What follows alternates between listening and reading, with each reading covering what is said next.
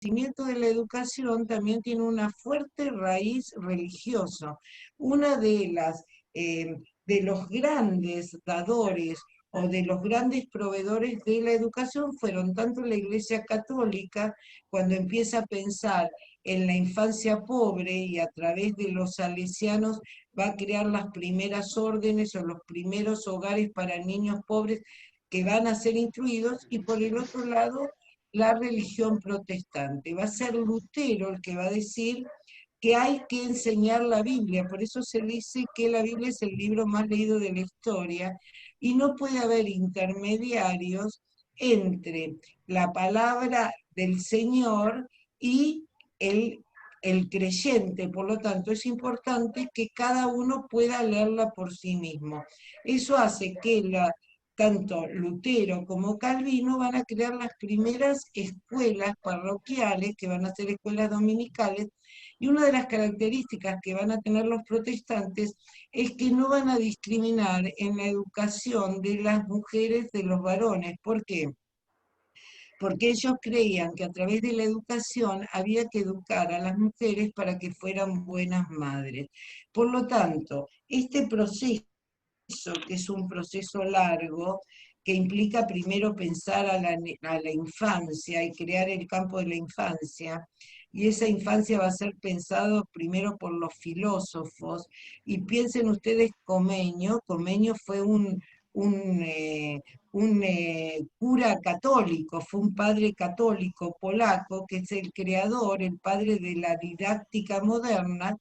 Él, es decir, desde el pensamiento se va a pensar qué son los niños, cómo se les puede enseñar, que se requiere un método y que no es solamente pensar en una escuela dominical donde cada cual lleva su libro de lectura o aprende como puede, sino que esto requiere de un método y de un abordaje.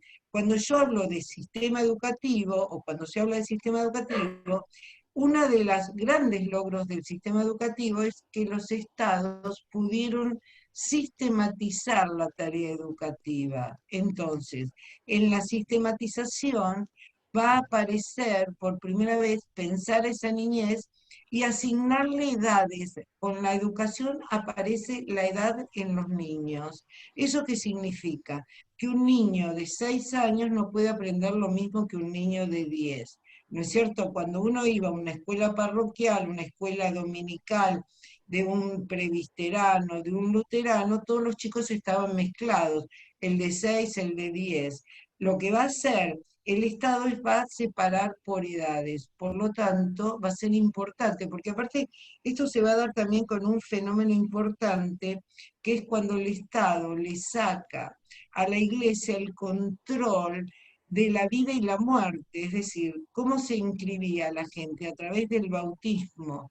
Si yo no estaba bautizada, tampoco cuando moría me podían enterrar. Por lo tanto, el Estado, los Estados nacionales, al crear los registros civiles, le va a sacar a la Iglesia ese poder omnímodo que tenía sobre la gente. Esa, esa inscripción de la edad va a ser muy importante porque va a categorizar a los niños. ¿Eh? Los niños van a ser por primera vez clasificados.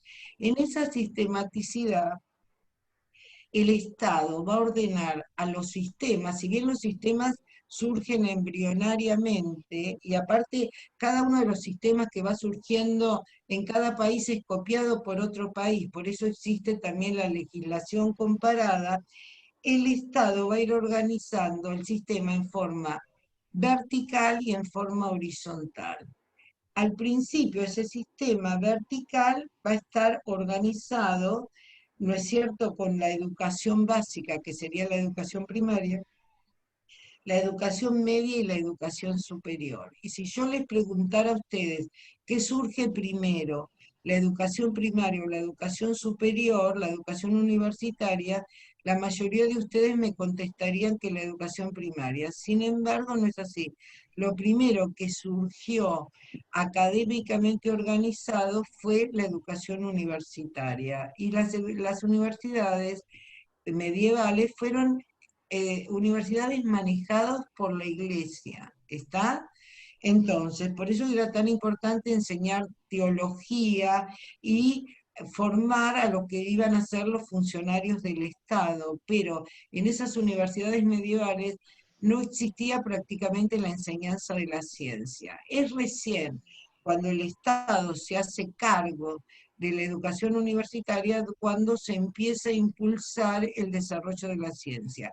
Y esto va a estar muy presente, sobre todo en dos países que son centrales, Sí. como Inglaterra y Alemania. Cuando Alemania supera la primera etapa de la revolución No me industrial quiero que lo ver. hacen los artesanos, y esa segunda revolución requiere de otra mano de obra, de otra inteligencia. Por lo tanto, ahí el Estado se da cuenta que las carreras, la ciencia tiene que ser enseñada en las universidades. Hay que desarrollar la ciencia en las universidades. Como así cuando se dan cuenta que se requieren de otros, eh, de otras calificaciones para la industria, va a ser en Inglaterra, a fines del siglo XIX, y en Alemania, donde surgen las escuelas industriales. Fíjense que acá hay una relación directa también entre la educación y la economía, ¿eh? Cómo los sistemas, estos subsistemas, ¿no es cierto?, económico, social, educativo, van a empezar a generar una articulación, una interrelación. Por lo tanto, el sistema se va a organizar verticalmente en niveles, grados, ¿no es cierto? ¿Qué niveles reconozco? Primario, secundario, hoy terciario y superior. Dentro de cada uno de esos niveles hay grados, ¿eh? A su vez, el sistema está organizado en forma horizontal, ¿no? En cada nivel yo encuentro modalidades. Cuanto más complejo es un sistema, más modalidades encuentro, ¿no es cierto? Por ejemplo, las modalidades las veo en la educación media, que tengo educación técnica, que tengo modalidades como las diferentes especificidades del nivel medio, es decir, qué sé yo, arte, lo que sería un bachillerato común y demás. Esa sería la organización horizontal. ¿Qué otra cosa va a aportar necesariamente el sistema? El sistema va a aportar horarios y va a organizar la vida de los niños y los adolescentes. Los horarios, ¿qué significan? Y el calendario va a ordenar el tiempo. Acuérdense que para el capitalismo el tiempo es dinero, ¿está? Por lo tanto, estas prácticas, estas configuraciones tienen que ser trasladadas a la práctica educativa. Por primera vez en esta sistematización, los niños van a entrar a la escuela el mismo día, el mismo mes, y van a terminar el mismo día. Va a ser todo un ciclo que va a cubrir el calendario escolar. Y van a estar todos la misma cantidad de horas, con los mismos descansos. Todo va a estar regulado. ¿Por qué hay que regular el tiempo? Porque hay que disciplinar el cuerpo. Entonces, cuanto más chico es un chico que entra a la escuela, va a ser más elástico el tiempo, ¿no es cierto? Por ejemplo, un chico de primero le pregunta o le pide a la maestra que quiere ir al baño, aunque no sea la hora del recreo, la maestra lo va a dejar ir al baño. Pero un chico de sexto, salvo que esté descompuesto, no va a poder ir al baño, porque lo que la escuela va a ir incorporando va a ser hábitos de disciplinamiento del cuerpo. ¿Por qué se lo propuso esto la escuela?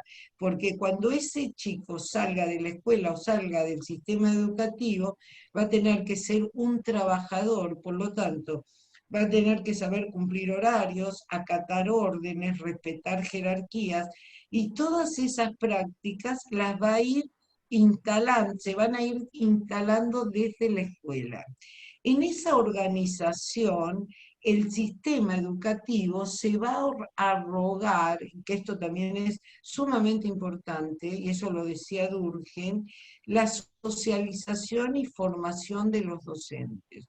El Estado no va a ceder ese monopolio a ninguna otra organización. ¿Por qué?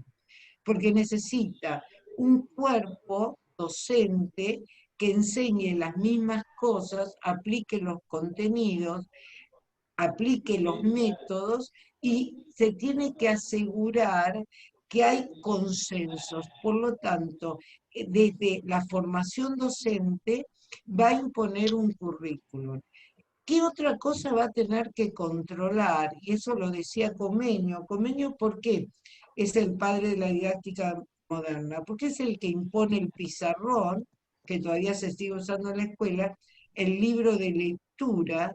Todos los chicos, a diferencia de la escuela parroquial, que cada cual llevaba lo que tenía, acá cada grado va a trabajar con el mismo libro de lectura, porque todos tienen que aprender lo mismo en el mismo tiempo. Después cada alumno va a tener tiempos o recorridos diferentes en función de la madurez o del interés, pero la escuela va a fijar que el material didáctico sea el mismo. Por lo tanto, ese material didáctico va a tener que obedecer a un currículum común que va a señalar y va a determinar los contenidos básicos comunes, las expectativas de logro, las formas de evaluación.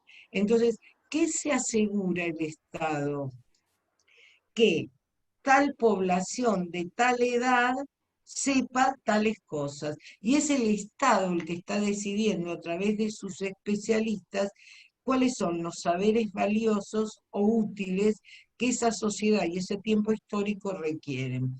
Estos serían todos los elementos que conforman el sistema educativo. Pero hay otro elemento que también es sustancial, que es la legislación. Es decir, al ser un subsistema está regulado por normas. Las normas son importantes porque aparte me fijan en un lugar y me establecen derechos o obligaciones. Y ahí el Estado, y esto va a ser desde sus inicios, va a plantear el derecho a enseñar y el derecho a aprender. A su vez, esas regulaciones, todas esas normas, todo lo que tiene que ver de la legislación escolar, no puede estar divorciado de lo que son las bases constitucionales. No pueden ser diferentes de lo que establece nuestra Constitución Nacional. Lo que sí va a ser una legislación específica dada el carácter específico de la educación. Por lo tanto, el concepto de república, ¿no es cierto?, de Estado, es decir, va a emanar y del funcionamiento de esa currícula, de esa organización, va a emanar de todas esas normas. Entonces, esto también es importante porque cuando uno compara los sistemas educativos, lo que ve es puntos de contacto. O cuando en un país empieza a haber, hay una reforma, lo que se producen son reformas en cadena y lo que se termina haciendo son copiando reformas de otros. ¿No es cierto? Por ejemplo, nosotros, la reforma de Menem se copió de la reforma española que había sido un verdadero fracaso, ¿no? La reforma que impuso la Ley Federal de Educación. Entonces, el sistema tiene diferentes, ¿no es cierto?, jurisdicciones, que eso también lo vamos a ver cuando analicemos el tema de la ley, tanto federal como nacional de educación, de cómo el gobierno central, si bien dice que este es un gobierno federal, sigue teniendo el control del aparato educativo, porque si bien ahora es un ministerio sin escuelas y sin maestros, es el gobierno nacional el que fija los diseños curriculares. Si bien puede haber adaptaciones regionales, el Estado Nacional no ha cedido la prerrogativa en el manejo de los recursos y a su vez de todo lo que son los contenidos, lo que tiene que aprender la población, tanto infantil como la población de jóvenes y demás. Ahora, si uno piensa, bueno, cómo se piensa la educación, y eso nosotros lo vamos a ver en la segunda etapa. Nosotros vamos haciendo un recorrido histórico, pero después nos detenemos en el peronismo. ¿Por qué nos detenemos en el peronismo? Porque el peronismo es un cambio, es una transformación, es la entrada abierta y sin velos del trabajo al mundo educativo.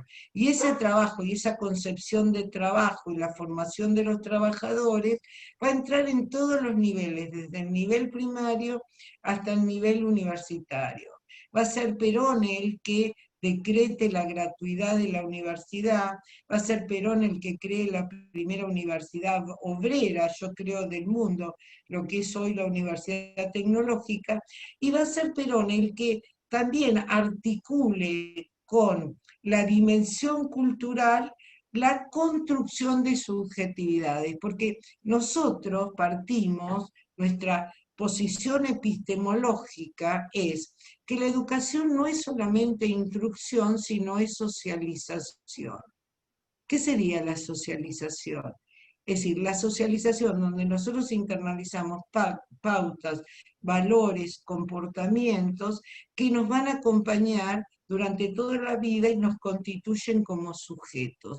Entonces, es en ese sistema educativo lo que nosotros vamos denudando en las diferentes etapas históricas. Bueno, ¿qué sectores se posicionaron mejor ante los bienes educativos? Porque no nos engañemos, acá hay clases sociales y este es un bien, la educación es un bien, es un recurso sumamente valioso y no tiene acceso todo el mundo. Si yo dijera históricamente, hiciera todo un proceso de comparación, diría, bueno, la oligarquía se planteó como clase social dominante hacer obligatorio la escuela primaria. Pero ojo, que era una escuela de calidad, porque uno eso lo ve en la calidad de las escuelas que se construían, los edificios escolares, la sanidad, ¿no es cierto? Pero las clases sociales populares solamente podían llegar a la educación primaria. El resto, los sectores acomodados, llegaban a la educación media o a la universidad. Hoy, con el devenir y los procesos que implican luchas sociales, que implican tensiones y demás, la obligatoriedad de la escuela se ha corrido hasta la educación media. Pero hoy, en la época que se funda el sistema educativo en la Argentina, no había una excisión entre lo público y lo privado. Hoy, si bien la educación obligatoria llega hasta al nivel medio, hoy, ¿cómo se marca la desigualdad?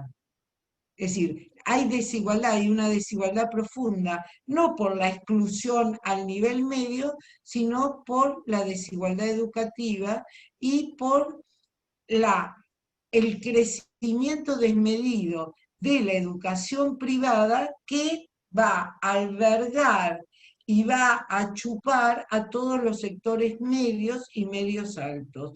Hoy piensen ustedes que una escuela en la capital federal de alto target sale 50.000 pesos por mes. ¿Está? Vos, Juanjo, podés participar en la clase. No te escucho.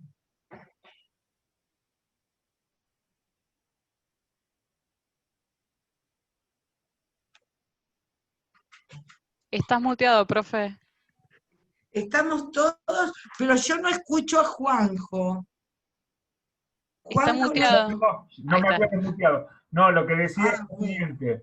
Yo te voy a avisar cuando faltan 5 y a los 40 minutos la sesión se va a cortar, vuelven a reconectar en la misma, porque bueno, es el Zoom Bueno, que... pero vos también podés Sí, sí, sí. participar, ¿no es cierto? Es Sí. decir, bueno, Profe, Estaba tenemos aprendiendo, muchos Irene. invitados. claro, es decir, una de las cosas que nosotros vemos es el tema de la desigualdad educativa, ¿no? Cómo El no, profe igual dice que va a haber minutos ilimitados en la reunión.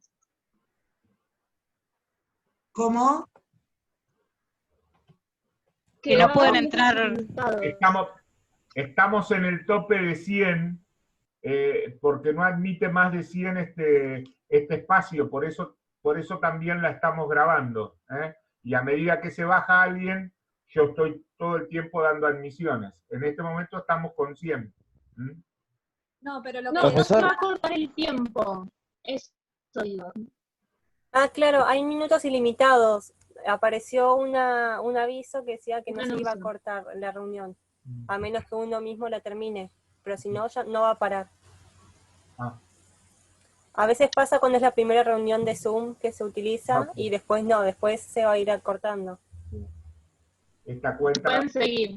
bueno, Bueno, cualquier cosa cortamos a los 40 minutos porque el sentido es, hoy nosotros queríamos hacer la presentación de la materia, lo que pasa es que yo cuando me pongo a hablar sigo, pero más o menos, estos serían los lineamientos. Por ejemplo, nosotros en la clase que viene, nosotros tendremos que hablar, bueno, de los fundamentos de cómo surge el sistema educativo en la Argentina.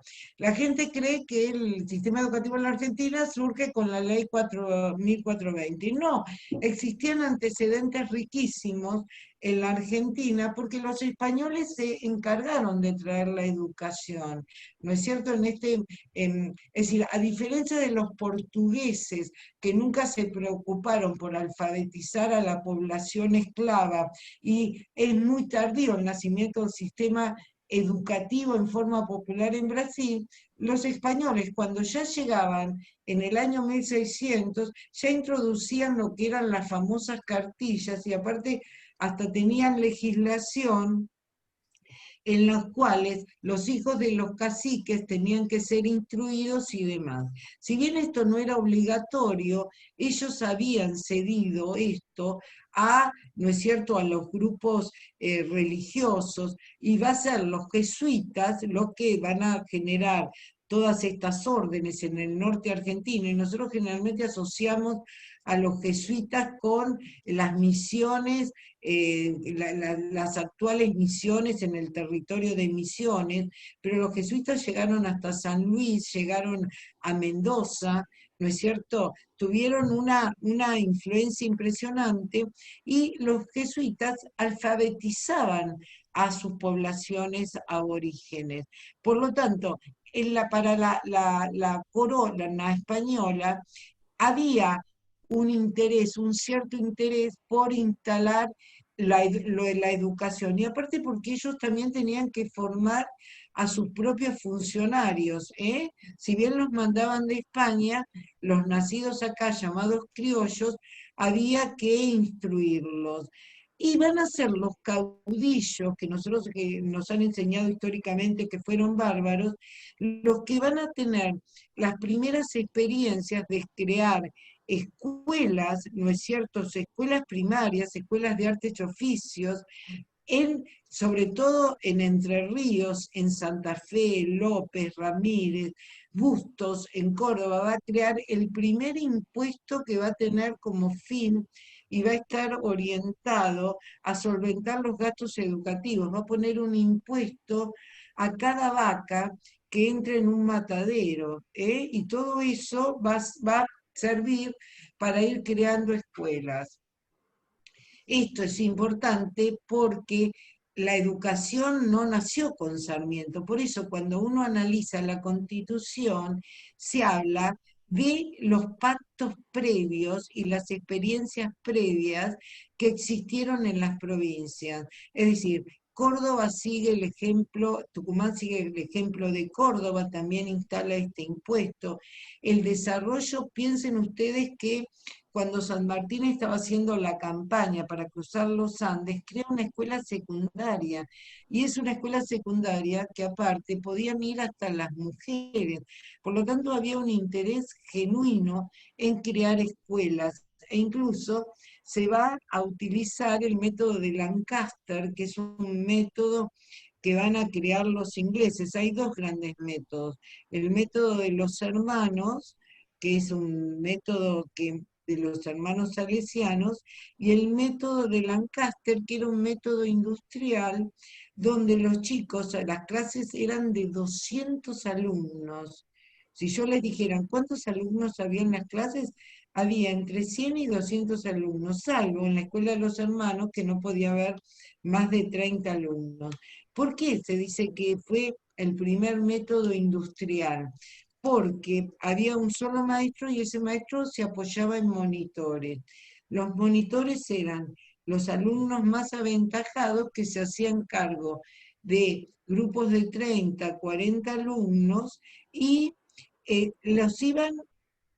les iban enseñando, ¿no es cierto?, con lo que serían módulos, y el peligro de ese método, porque la burguesía se dio cuenta que era muy peligroso, era que los monitores se elegían democráticamente, pero a su vez cualquier monitor o cualquier niño que avanzara lo suficiente podía llegar a ser el maestro.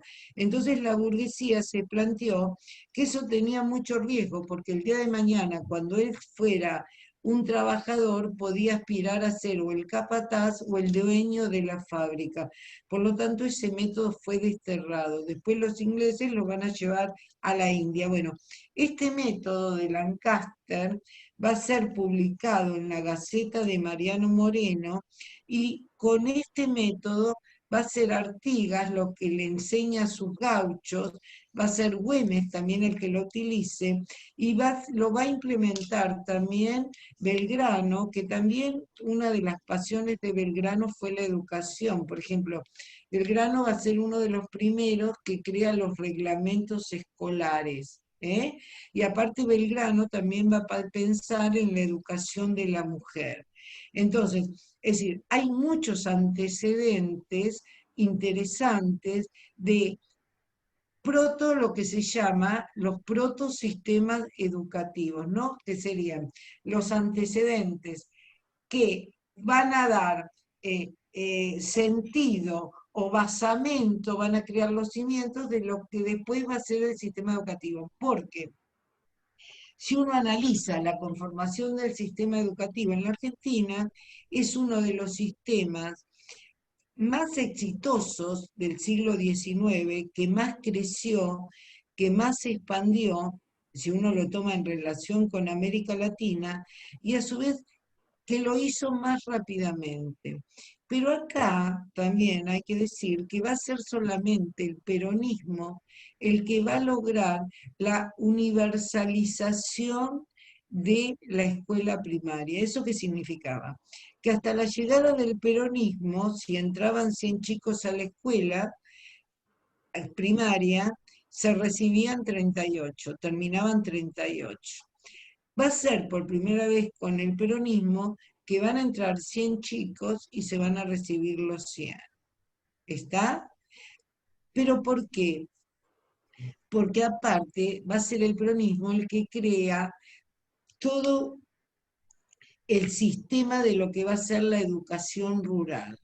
Se va a crear en todos los pequeños pueblos, son pueblos de campañas, escuelas rurales, que eran prácticamente inexistentes, porque el sistema educativo previo al peronismo va a estar asentado o se va a desarrollar en las ciudades, en las grandes ciudades. Por eso va a ser importante la cobertura en la ciudad de Buenos Aires, en la capital, pero cuanto uno más, o ciudades como Córdoba o Santa Fe, pero cuando uno más se aleja de esas ciudades, va cayendo la asistencia de los alumnos. Si bien entraban a la escuela, nadie terminaba. Por eso es importante que es por primera vez el peronismo el que logra la universalización de la escuela primaria y la expansión de la escuela media. Ahora, uno cuando plantea, volviendo en términos de sistema, uno cuando plantea el sistema educativo va a decir, bueno, es decir, el sistema educativo depende nosotros dependemos, por supuesto, de una ley madre que es la Constitución.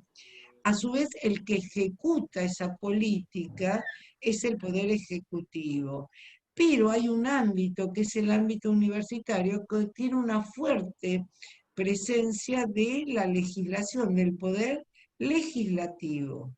Y a su vez, el Estado argentino permitió también una característica que es bastante interesante, que las universidades tuvieran autonomía universitaria. Es decir, la Argentina va a ser uno de los pocos países del mundo que con Avellaneda se va a dar la primer ley universitaria, es decir, a partir de la reforma y de todo el movimiento que se produce en Córdoba, donde se va a ganar la participación, cierta participación estudiantil en los consejos académicos, la autonomía universitaria, manejar sus propios presupuestos, es como que es una isla dentro de un continente. Ahora, la educación primaria, y volviendo para atrás, en relación al reconocimiento que hace el Estado Nacional a las provincias y a las experiencias que tenían todas las provincias,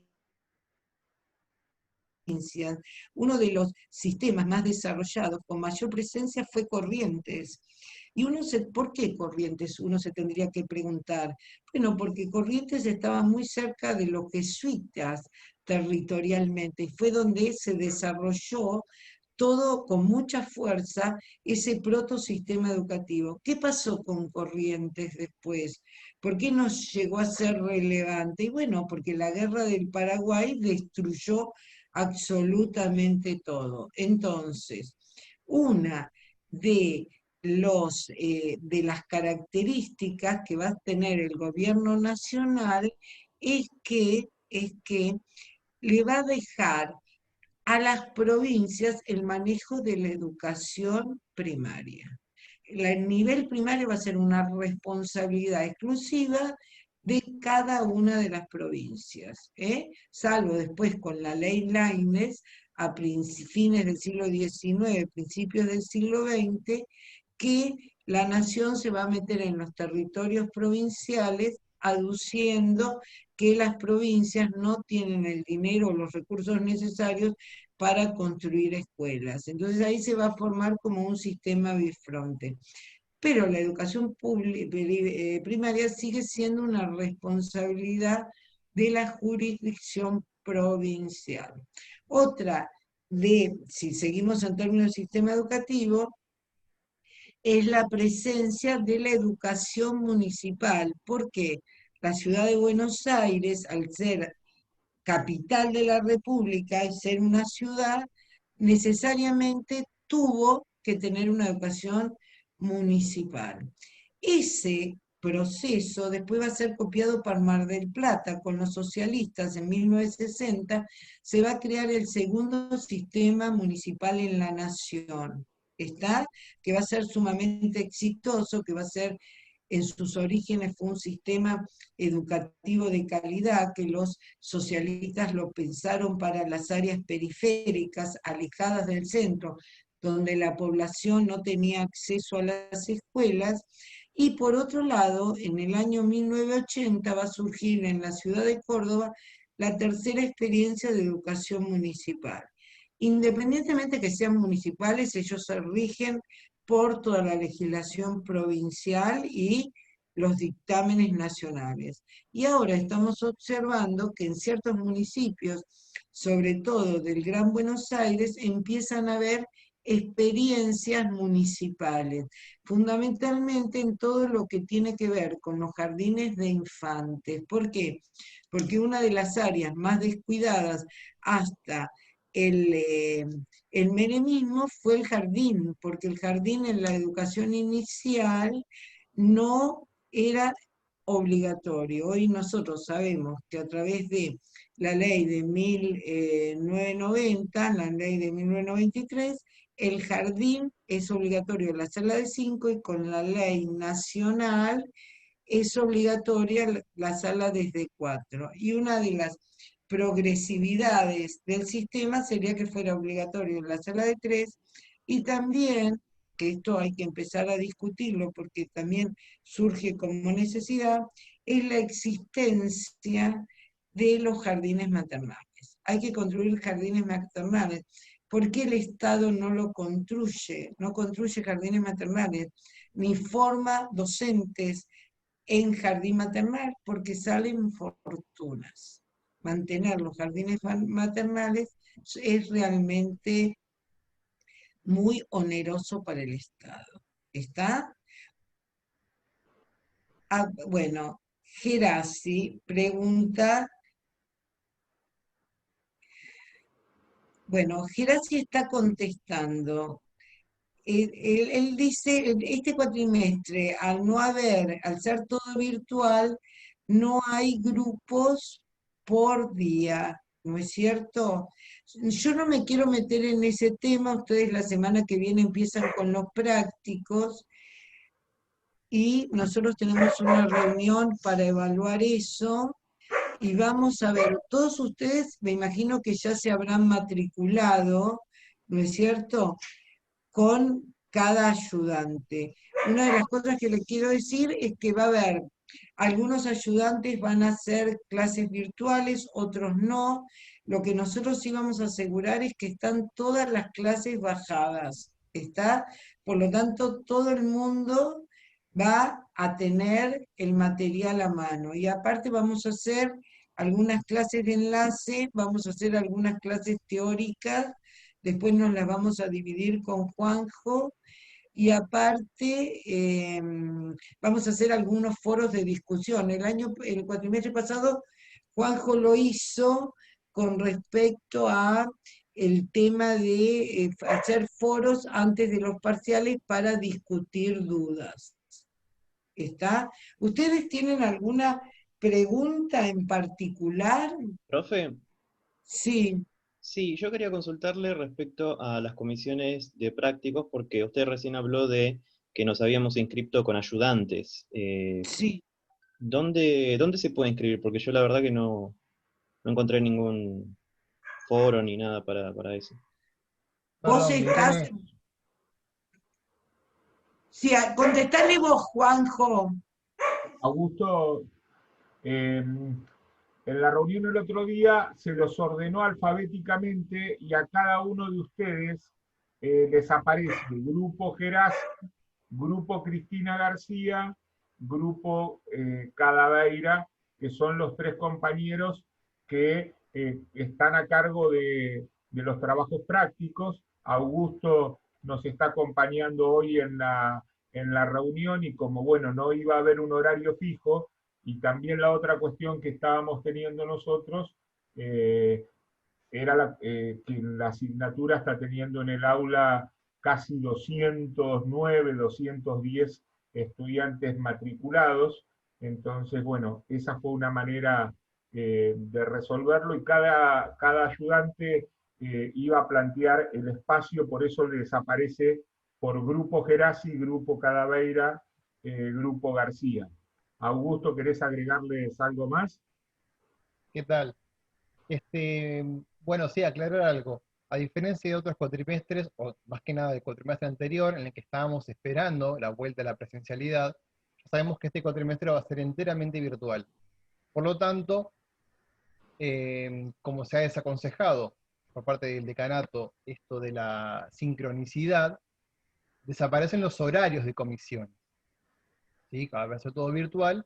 Vamos a proponer cada profesor de práctico diferentes actividades para ir llevando a cabo nuestro trabajo. ¿Sí? Lo que sí, ustedes esta vez no van a elegir con quién van a cursar, porque no eligen en realidad, porque no va a haber horarios fijos, ¿sí? No va a haber sincronicidad. Cada uno de nosotros, Gabriela Cadaveira, Cristina García y yo, lo que vamos a hacer es proponer, bueno, como hace cualquier profesor de prácticos, la manera de comunicarnos, ¿sí? Obviamente puede ser mediante foros. Yo, en lo personal, lo que voy a proponer es hacer todas las semanas un Zoom, ¿sí? Entonces, luego, para quienes no pueden acceder al Zoom porque están haciendo otra cosa, o están trabajando, o no tienen conectividad, lo que sea, en mi espacio del aula virtual, lo que voy a subir es el audio, que no pesa nada, y pesa 4 megas nada más. Ayer estuvimos Tengo una trabajando. consulta. Entonces, perdón, repito esto y ya te dejo hablar. Sí. Ustedes no van a poder elegir esta vez, porque ustedes generalmente eligen el práctico en el horario que mejor les convenga. Esta vez eso no va a ocurrir, porque no va a haber horarios fijos. Sí, pero ¿Me una de explico? las dudas que ellos tienen, que yo estoy leyendo acá, es que ellos no saben cómo están distribuidos y a qué ayudante, cuál va a ser el ayudante Claro. al que se tiene que Perdone, remitir. profe, aparece, ni bien entras a la parte del curso, te aparecen las novedades, las consultas generales, el PTD y todo eso, y más abajo, en donde está el eje 1, te aparece foro de consultas generales y la comisión de la que sos. Está ahí en eje 1. Sí, No, porque acá dicen que cuando hay uno alumnos que no se encuentran. no, en general digo porque todavía el foro, yo estuvimos desocultando algunas cuestiones. Cuando ustedes van al aula y ponen participantes, entran al aula, al costado del aula dice participantes, se buscan con su nombre y apellido, y ahí les va a salir a qué grupo están asignados. Luego los profesores de prácticos van a armar un espacio, comisión Gerasi, donde van a estar agrupados todos los estudiantes de la comisión Gerasi, los de Cristina García y los estudiantes de Gabriela Cadaveira. Es decir, Claro, y después yo considero que cada ayudante va a tener que armar un horario, va a tener que relacionarse con sus alumnos, porque no estamos orbitando en el más allá. Necesitamos un tiempo de encuentro, ¿no es cierto? Independientemente de las comunicaciones que pueda haber en la información y las indicaciones. Tiene que haber un tiempo para la consulta. Eso lo van a tener que pactar con cada ayudante. Nosotros vamos a tratar de pactar horas de encuentro con Juanjo, tanto vamos a hacer algún foro como dar más clases, no todas, porque están todos los materiales colgados, pero ustedes van a tener que, con los ayudantes, fijar una estructura de algo, porque si no, se nos van a perder algunos. ¿Se entiende esto? ustedes, Sí. digamos, la mayoría están casi todos matriculados. Después yo les voy a mandar una comunicación a aquellos que están matriculados y no figuraban en el CIU, pero eso lo voy a hacer después.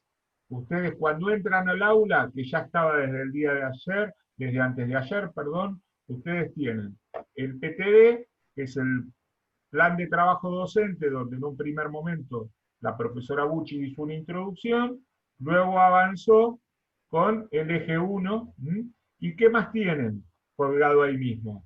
El cronograma, donde están las fechas semana a semana que se va a dar en cada una de ellas. Esta semana les va a aparecer como clase de presentación y la estructura del sistema, que es parte de lo que la profesora viene trabajando en estos momentos, y la semana que viene ustedes ya tienen el tema de las clases teóricas que están subidas, los materiales de Ruiz agregados con guías de lectura que son de comprensión de esas guías. Y a su vez, lo que van a ver en cada uno de los espacios de prácticos, en cada comisión de prácticos van a ver los mismos temas. Es decir, la mayoría de ustedes ya tiene bastante recorrido en las asignaturas. ¿Qué más tienen en esa primera parte? Es lo que se denomina la hoja de ruta, y en esa hoja de ruta nosotros ahí fuimos asignando las fechas, la fecha de los parciales, el tipo de la entrega de los trabajos prácticos, las modalidades, la fecha del parcial, la fecha del recuperatorio. Hago una aclaración porque hubo un error de tipeo. Cuando dice la modalidad del parcial, cuando lo tipeamos pusimos 48 horas y son 72 horas porque la ordenanza así lo exige, como nos lo planteaba Augusto recién con respecto al tema de la modalidad sincrónica y asincrónica. Por lo tanto, estas clases también se están grabando para que puedan subirse. Cuando Irene dice, ustedes tienen el material, es porque ya está subido el material de las teóricas del eje 1, las lecturas y material que van a usar en práctico. La actividad del práctico la van a resolver en cada encuentro con los profes a partir de la semana que viene, como Augusto lo decía. Por supuesto que cada parcial va a tener su recuperatorio.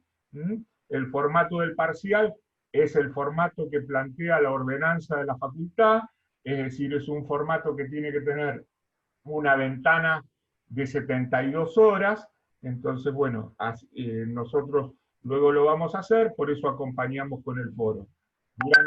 ¿Qué otra cuestión? Ante algunas preguntas que salieron en el chat y luego seguimos. El Facebook era un Facebook que nosotros lo utilizábamos antes bastante, pero ahora era solamente para anuncios.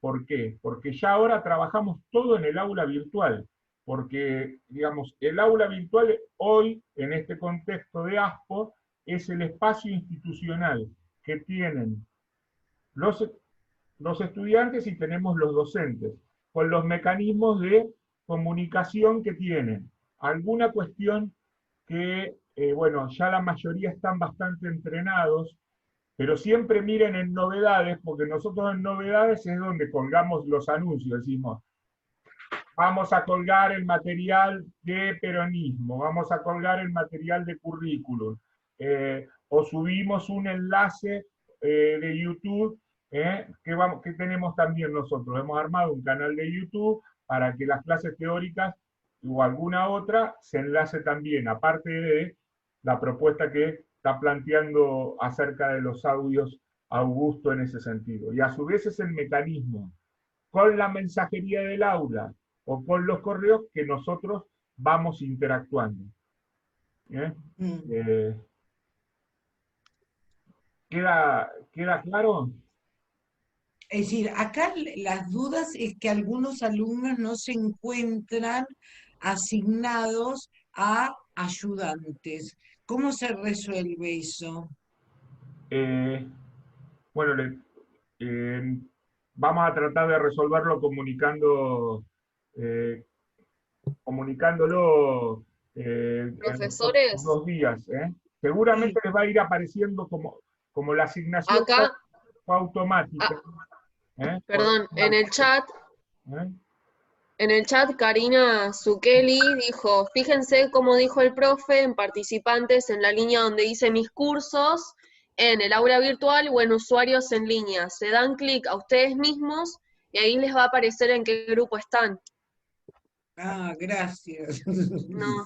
Un ejemplo. A ver, también sé que es investigar un poco el aula virtual, apretar todas las ventanitas posibles, ser un poco más curiosos. Y no tan temerosos como yo, que no toco nada, por eso no sé, se me acaba el audio y no sé ni cómo seguir. Bueno, más o menos esos son los lineamientos. Que pueden entrar a todas las cosas del aula, y como no tienen capacidad, no tienen habilitación de edición, entonces no les va a generar ningún inconveniente en ese sentido. Pero bueno, sí, ustedes van a participantes, se buscan por apellido, por nombre, y ahí les va a decir, Flores Tigarribia, Comisión Gerasi, para poner un... Bueno, y los que no aparezcan por alguna razón, bueno, nos escriben. comunican y serán reubicados, eso no hay drama, ¿está? Acá dice todas las cosas cómo se entregarían. Bueno, se entregan a nivel virtual. Acá los únicos que van a tener que a entregar va a ser los trabajos prácticos a los ayudantes. A nosotros nos van a entregar los parciales. Nosotros tuvimos una buena experiencia el cuatrimestre pasado con los parciales, porque en realidad armamos un módulo con problemáticas.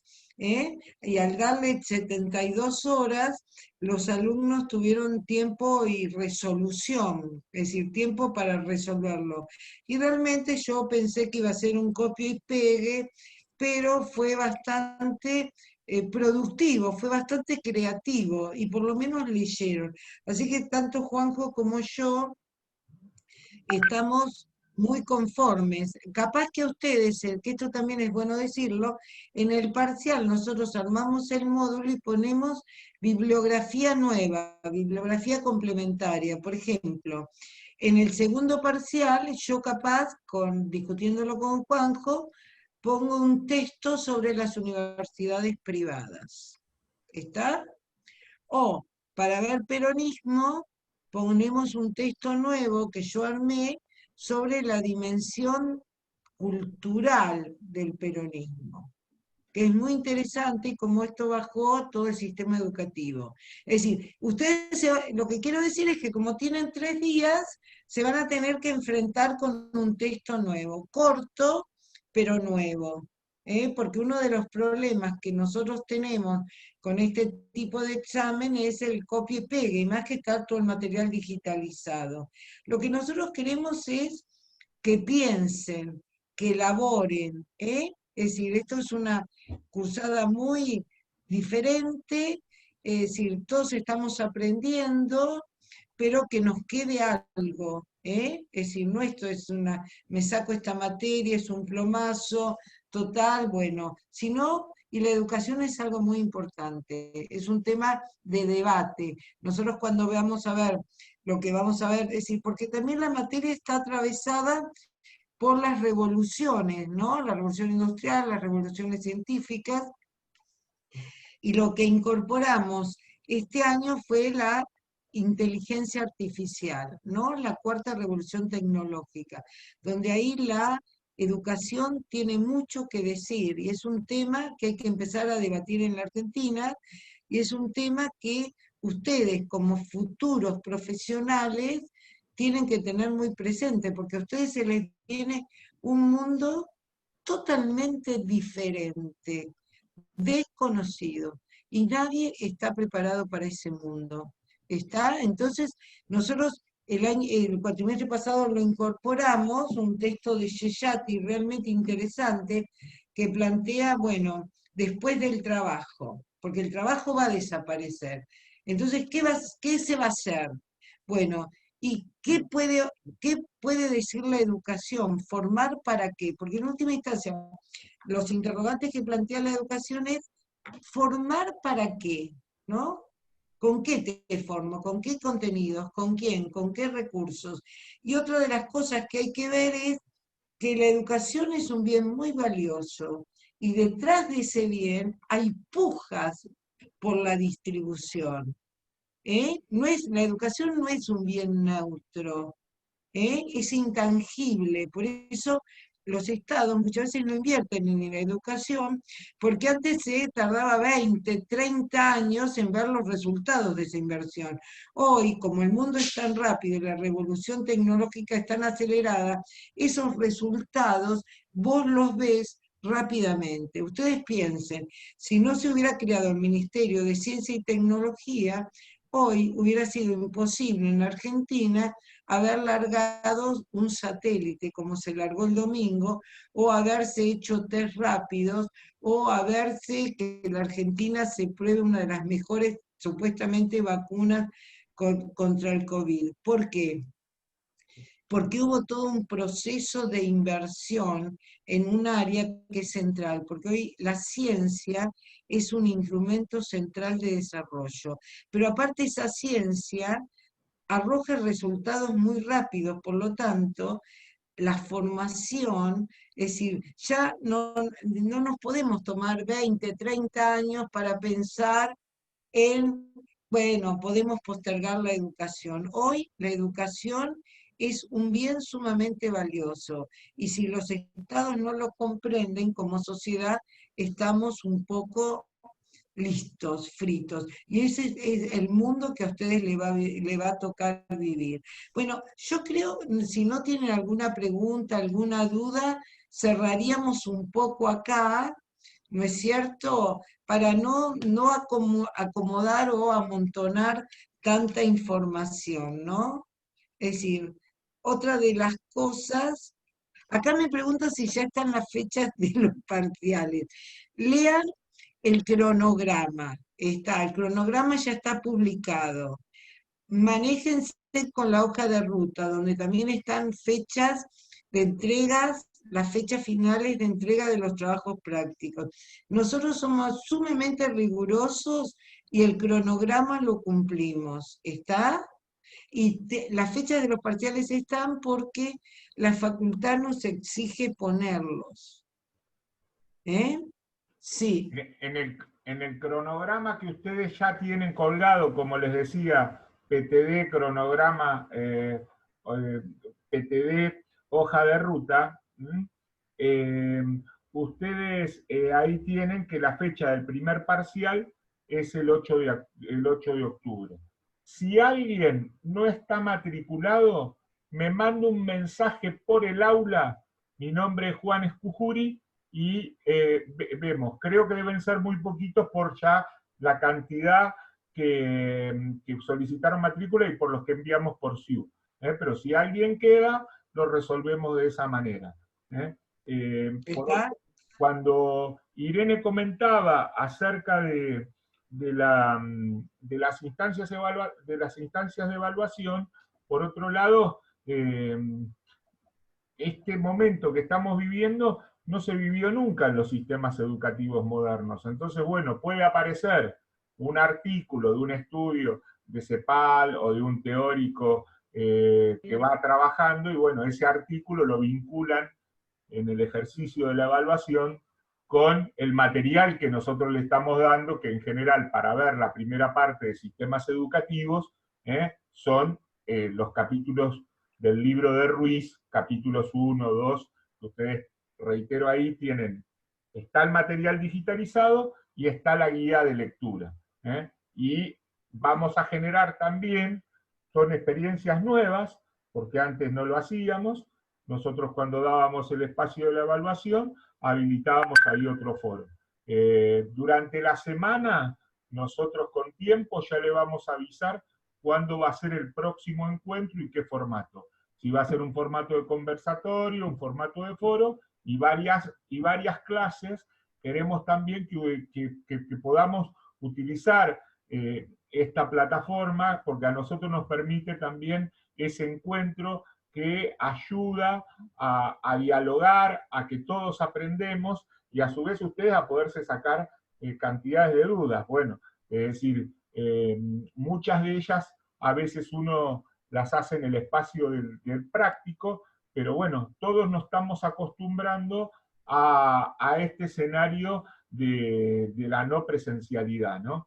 Que ya sabemos, por otro lado, que este cuatrimestre es todo así, digamos, a diferencia del cuatrimestre pasado, donde para muchos de nosotros era asumir nuevos desafíos en formatos que, si a alguno le preguntaban, o a ustedes mismos en el mes de febrero o en el mes de marzo, cuando iban a empezar a cursar, no vamos a tener con los profes una clase por Zoom, y yo creo que realmente muy poquitos lo conocían.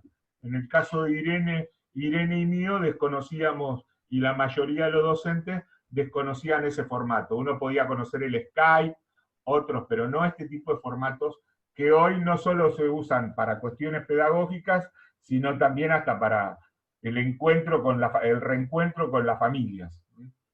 Claro, acá también preguntan si cuando nosotros hagamos estas clases de teóricos van a ser los jueves a las 6 de la tarde. Si vamos a tratar de mantener un horario, vamos a tratar de ser rígidos, porque como si no va a ser un gran despelote y nosotros necesitamos tener un horario que tenga una cierta regularidad. ¿Está? Y otra cosa, piensen que esto va a ser un trimestre, vamos a ir rápido.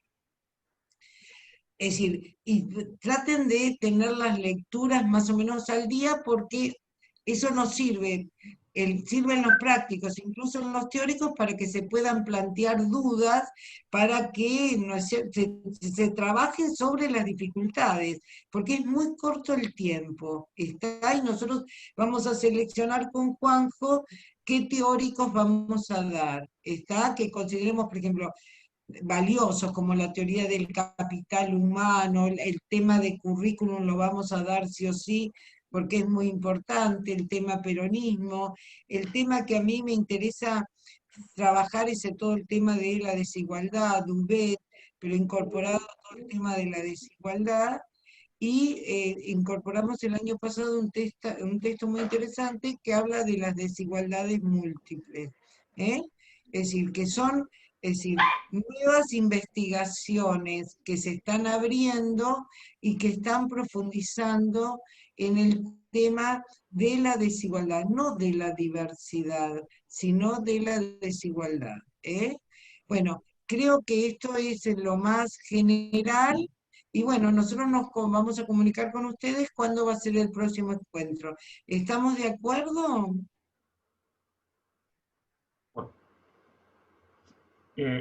Por lo tanto, reitero, en el aula ustedes ya tienen habilitado desde un rato antes de que se iniciara este encuentro el material del eje 1, donde están ahí los textos, los coordinan por otro lado con el cronograma y la hoja de ruta, y siempre en novedades, como a ustedes les llegó por medio de novedades el enlace para este encuentro de WhatsApp, vamos a ir comunicándolos. En los próximos días le vamos a decir qué formato, si un jueves damos clase de un tema y por ahí la otra semana hacemos como un conversatorio de dudas para que ustedes se sientan acompañados. Lo que sí Y decirles... traigan preguntas, por más que esta sea una clase teórica, traigan preguntas, porque se hace mucho más ameno, pero aparte nosotros nos permite ir pulseando cuáles son los niveles de dificultad y en qué tenemos que profundizar o trabajar más. ¿Está claro? Bueno, muchas gracias. Buenas tardes. Bueno, Gracias. Gracias, hasta luego. Gracias. Hasta luego. Hasta Adiós. luego. Chao. que Hasta tengan luego, gracias. Gracias. Buenas tardes. Chao. Hasta luego, gracias, muy claro todo, Chao, gracias. hasta luego. Chao, chicos. Como los niños. Gracias. Chao. Muchas gracias. Mi alumna, esta vez tenés que terminar. ¿Estás en Mar del Plata? No, estoy en Necochea. Ah, por eso. Gracias. Ahora Como no tenés la estoy- excusa de que tenés que viajar, nada. Y como estoy sin trabajo, porque me agarró dando solo particular y todas mis alumnas eran profes, tuvieron que empezar a dar clase en Zoom, me dijeron, te vemos cuando recuperemos, o sea, cuando se vuelva a dar clase, tomamos clase de inglés, no es algo Claro. urgente. Así Bueno, que te pones al día. ok. Aproveché y ponete al día. Bueno, chicos, Bueno. hasta luego. Ya, un Gracias. gusto, Juan. Adiós. Chao, Juan. Chao. Un beso Natalia, grande. un gusto, Macarena, varias caras que ya nos hemos visto en los pasillos de la facultad. Bienvenidos a Beso su grande.